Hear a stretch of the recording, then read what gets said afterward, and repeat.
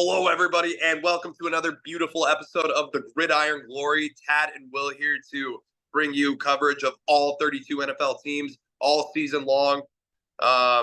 We give you, all the exclusive, intense coverage. So, be sure to listen for our, spin on it.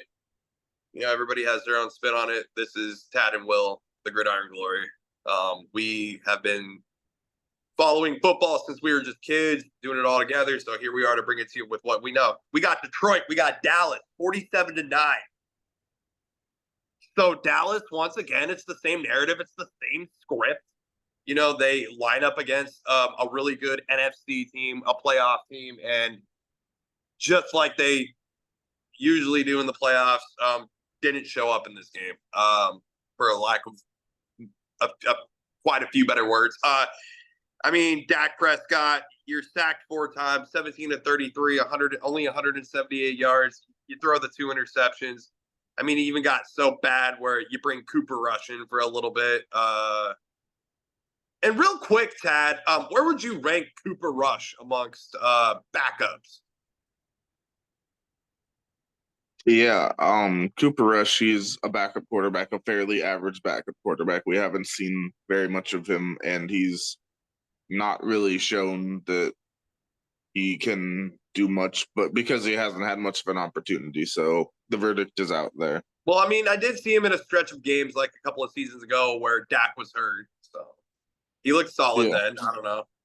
But obviously, Rico Dowdle, and obviously this is also a Dallas team that's pretty banged up right now too. For what it is worth. I'm pretty sure we're getting Micah Parsons back after the bye week. So Dallas goes into their bye week. They have a lot of players that are banged up right now. So, you take this horrible, dreadful loss. You got to go into your bye week. And you got to figure this thing out. So just a brutal stretch. You play games in the NFL long enough, sometimes it just tends to happen. So, but other than that, we got the Detroit Lions who scored 47 points. And Tad, what is your take on the Detroit Lions that will be playing the Minnesota Vikings next week? Yeah, the Lions, they're a wagon. Right now you could argue that they look like the best team in the NFC. You could make that argument with how they've been playing. They've put forth quite the effort. They wanted to absolutely humiliate and demoralize the Dallas Cowboys, and I'd say they were very much successful in that endeavor. Jared Goff's the 3 touchdowns, no interceptions, 315 yards.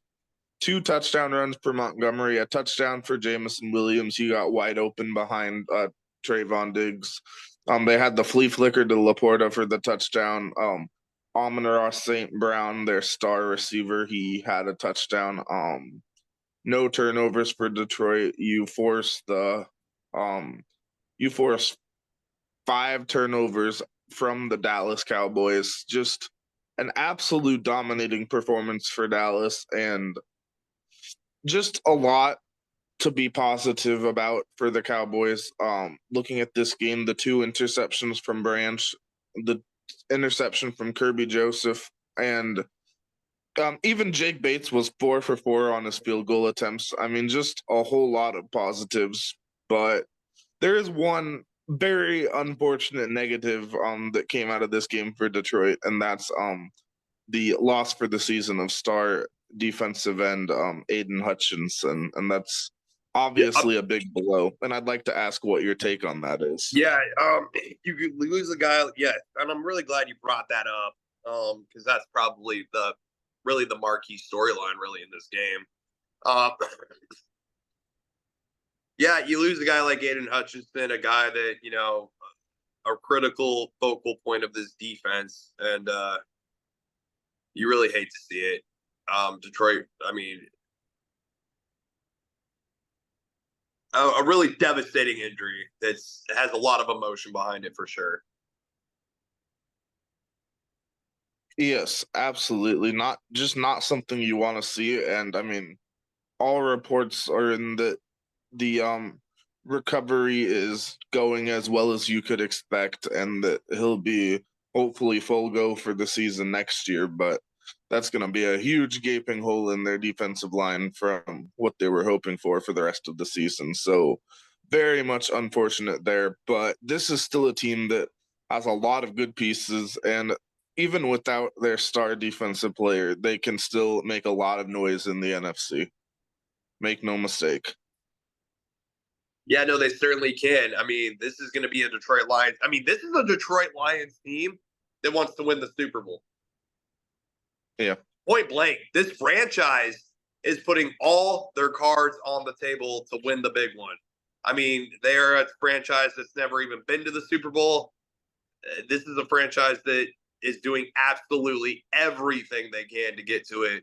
And trust and believe, if they even do meet the Kansas City Chiefs in the Super Bowl, they're going to, I mean, boy, are they going to bring them everything they have.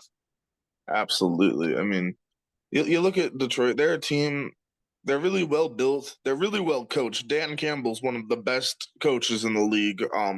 Ben Johnson, their offensive coordinator, I would argue is the best offensive coordinator in the league. It's hard to argue with the results, especially after what we saw this week with all sorts of crazy formations. You have offensive linemen lining up as wide receivers. You have flea flickers. You have, I mean, Yeah, just what's your take on Ben Johnson, and where would you rank him among offensive coordinators in the league?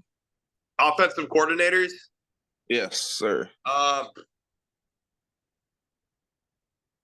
certainly like a top 2 or 3 offensive coordinator. I mean, I'd even argue to say he's probably the. I mean, you could even maybe even say he's probably the best. You can make Yeah, a case to say he's the best offensive coordinator. I mean, this I'd agree with Detroit that team, too. like this Detroit team, coaching staff, coordinators, offense, defense, special, like this is just. I mean, I'm so sorry. I do not mean to disrespect your Vikes, but I mean this and that and listen, that just makes all that game, all the game coming up Mhm. next week, all that much more pivotal between Minnesota and Detroit. Huge Yeah, game there, huge. That's gonna have Matt. That'll because a lot of us have us wondering, get the Vikes being 5-0 and everything, but until proven otherwise, I Detroit's the top dog. I and mean, I mean I would pick them to go to the NFC Championship, probably even win. I mean, to me, I would feel comfortable betting money on Detroit winning the NFC. Like I mean, they're making a great case for it. right now they look like the best team in the NFC. I think that's hard to Argue, argue. like, yeah, in all trueness and honesty, and that's not a disrespect to say the Minnesota. It's just like And they it can is go the out and prove NFL, it. and being 4-1 is still a beautiful start. Like, if the Vikings want to say that they're better than Detroit, then go out and prove it. You play them this week, make a statement. I mean, it's right there in front of you for both teams. Right. So yeah, that's